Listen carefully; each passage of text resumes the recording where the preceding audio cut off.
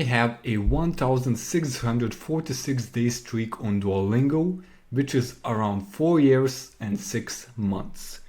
And I decided to quit Duolingo. The reason is because it got boring.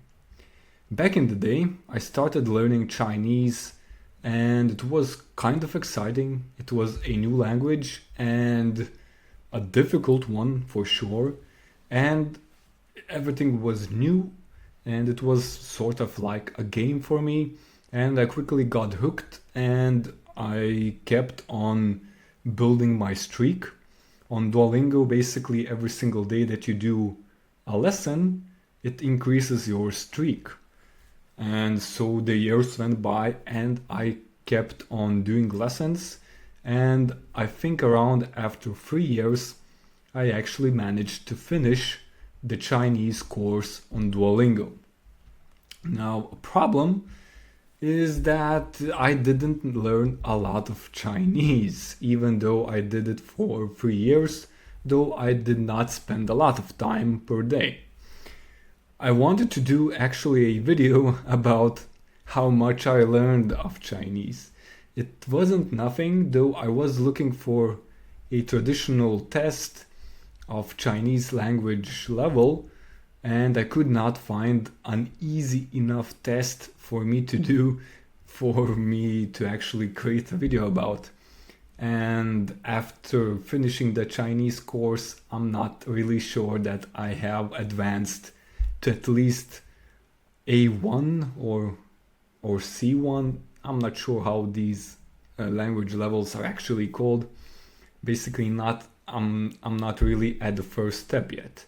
I did learn some words, some sentence structures, though you learn a lot of garbage on Duolingo, sentences that you don't use in your everyday and probably you won't use in your whole life. Though not sure what's the purpose of some of these languages. Maybe you learn some kind of grammatical nuance or something. Though if you were to go to China and you wanted to learn a little bit of Chinese before going there, I'm not even sure if Duolingo would be a good option for you, as it would take you a lot of lessons, a lot of time to go through different kinds of lessons until you would actually have the basics that you would need for traveling. So it's not really that great at it. Also, after some time it gets boring because there's only a limited amount of types of lessons. Basically you do translations, vice versa.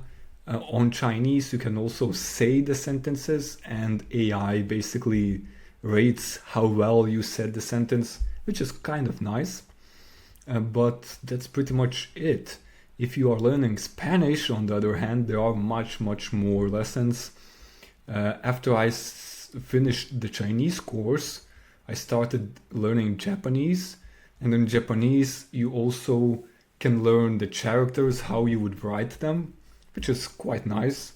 So it's easier to remember, so you can basically draw the characters in the app and you can learn the characters. They have plenty of characters in Japanese, also in Chinese as well. Those are quite difficult languages to learn. Maybe that's the reason why I didn't reach a high enough level to say basic stuff. And another reason why I also want to leave Duolingo is that they started pushing leftist agenda on their blog. They started writing these weird posts about genders and gender neutrality and other stuff, which is not my kind of stuff, which I don't really like.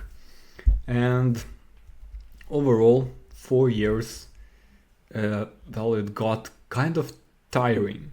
When I just started out learning Chinese on Duolingo, doing a lesson was first thing in the morning that I did, and I was quite methodical at it, and sometimes I on the weekends when I had a lot more time, I would do several more lessons. And after some time, they introduced quests and badges, and I would do a little bit more lessons to get those badges, etc. And overall, Duolingo is notoriously good at gamification. It has everything implemented in the app, so you are always feeling that kind of progression that that's actually sucking you in to use Duolingo. And that's why it is so popular, and it's probably the number one language learning app out there. But yeah, after 4 years and 6 months, it's getting pretty tiring. And right now, I'm basically just bought into the streak. It's hard to give up on it, but I think it's time because I'm just tired and I'm doing a lesson a day just to keep the streak going. And it's basically the last thing that I do at the end of the day. And I need to do it before midnight or it won't count. So it's kind of tiring. It's more tiring at night because you still need to use your brain power to finish a lesson. And all these lessons combined is why I'm quitting Duolingo.